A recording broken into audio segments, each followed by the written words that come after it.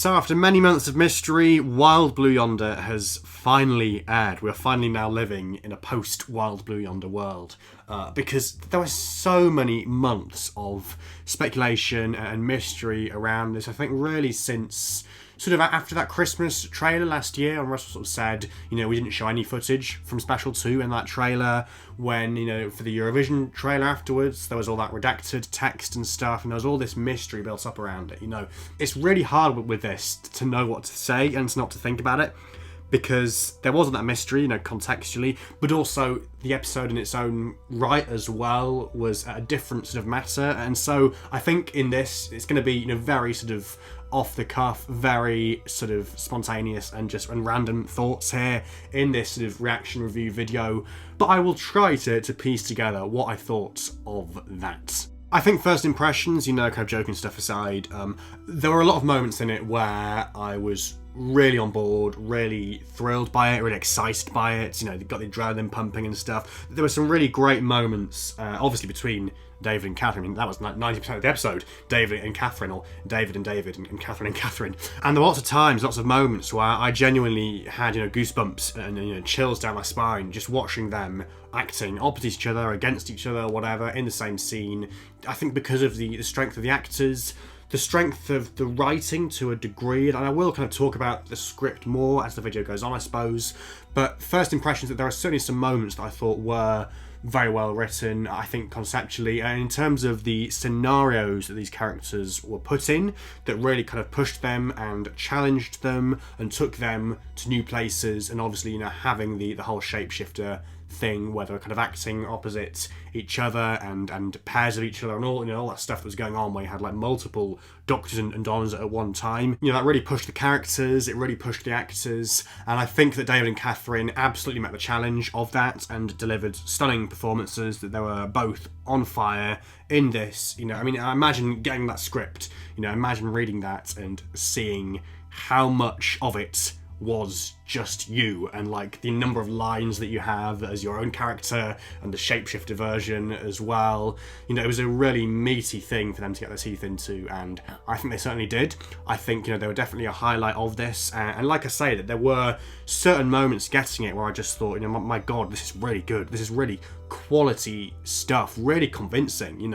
Russell was taking me for a ride and I was just really enjoying it. So I think that is definitely a positive thing that I took away from it in terms of those individual moments. I think kind of as an overall package, like I say, I just struggle to know what to think of this, because I know there are going to be certain stock responses to this in fandom, and I haven't really looked at reactions or reviews and stuff yet, I haven't had the chance, but I know definitely there are people that are going to have watched this and thought, what was that like? What was the hype around this all about? Why did they hype it up so much? Why did they create so much mystery, the whole redacted thing?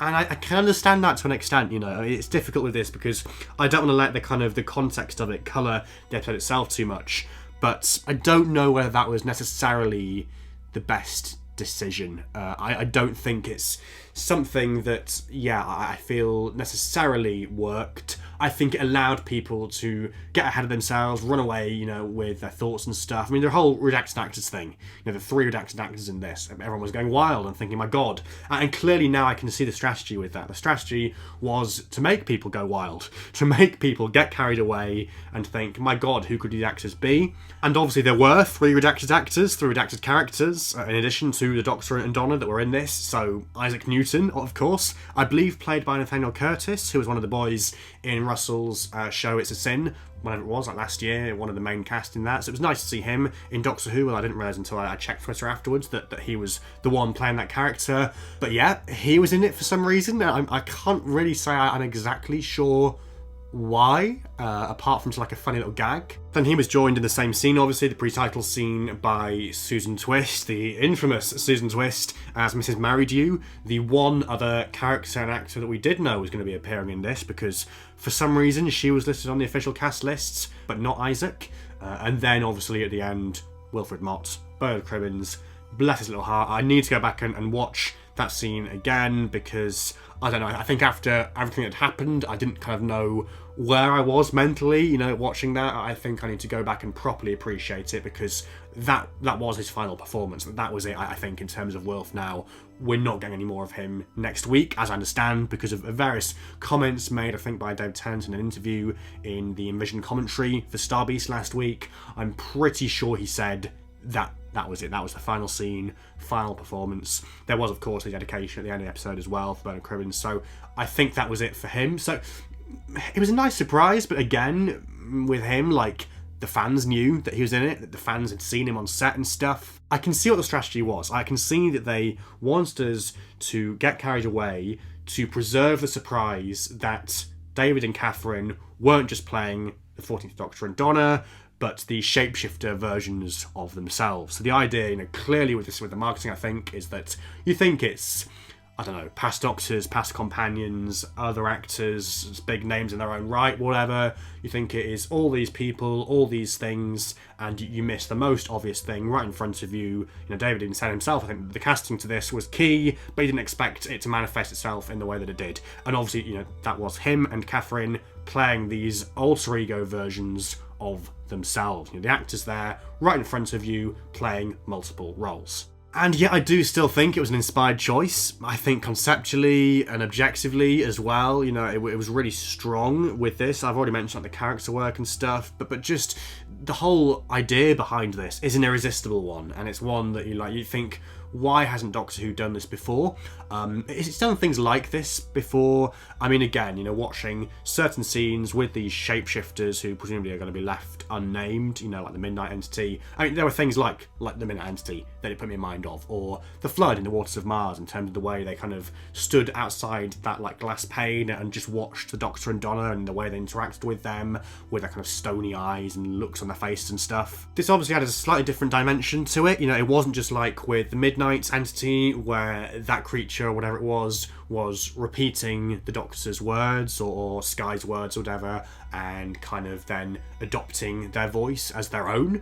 It was literally, the Doctor and Donna coming face to face with themselves, and not just in their normal forms either, but playing around with this shape-shifting idea, having the Doctor and Donna with gigantic limbs, gigantic hands or jaws or whatever. There were things with that as well that put me in mind of the Gangers. And again, this sort of ties back round to the hype thing, because beforehand, everybody involved in this was saying that it's unlike any other episode of Doctor Who that's ever been before, and it sort of was, it sort of wasn't. Like I've said, there were influences there were similarities with previous episodes, previous antagonists, whatever, previous creatures. It sort of was original, it sort of wasn't. And I think that's the thing with this episode for me. I just can't quite divorce it from the context, from the way they hyped it up. I think objectively it was really good, and yet it's not one that I kind of immediately would leap to, perhaps. I mean, having only seen it once, in fairness,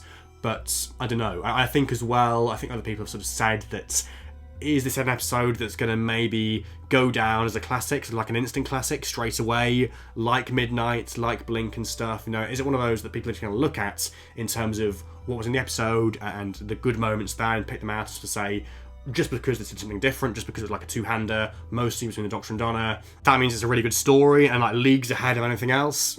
I'm not quite sure I feel that way at this moment in time, having only seen it once. Maybe once I've watched it more, maybe it will grow on me a bit more, but I just can't help but feel that with the marketing and stuff, they kind of wrote themselves into a little bit of a corner with this, in terms of the mystery of the robots, or Fenslaw, Collis and Brait, which in the end just ended up being a countdown, 10, 9, 8, a random thing. Even with the title as well, and the song, Wild Blue Yonder, it was mentioned, it was played, it was talked about, but unless I'm missing something, the kind of actual significance of that, wasn't really there. It could have just been any old song. It sort of thematically played into that idea of having two contradictory thoughts at the same time, whatever that was about. It kind of came back into the episode a bit later on, slightly, but I sort of expected that to come around a bit more. I sort of expected the whole thing with Isaac Newton to play into it a little bit more as well. There was clearly that thing with the Doctor and Donna kind of having that kind of Freudian slip occasionally where they sort of said mavity instead of gravity. I kind of wondered whether that was like sort of a thing going on, like with the timelines being in flux or something. Maybe they inadvertently sort of changed history in that moment in the pre-titles, and they're going to kind of have to fix it later on in the story, and it's going to somehow link somehow to the ship and everything going on there. I don't know with this. I think I need to certainly watch it a few more times to get my head around what was going on, what they were actually going with, and to divorce that from all the context around it as well, which, you know, the show itself and the production team and the marketing did play into. So I kind of feel that, yeah, they kind of shot themselves in the foot a little bit there, unfortunately. I don't know. I think that this review has been very scattershot. It's been very random and all over the place, certainly more so than last week's with the Star Beast. But then that was the nature of the story in the episode as well. It was much more weird and just different, I guess. I don't know how else to describe it, you know, at this stage. So I think without further ado, let's wrap this up here. I want to know all of your thoughts on this story. Do you think it lived up to the hype? Do you think it didn't? Do you think that's a problem or not? Yeah, just what were your impressions of this? Your highlights, your lowlights? What did you make of it? I'm really intrigued to see what people thought and whether they think it was worth the wait. If you have enjoyed this video, please do leave a like and subscribe to the channel if you're new for more stuff like this in the future. But otherwise, until the next one, thank you so much for watching, and goodbye for now.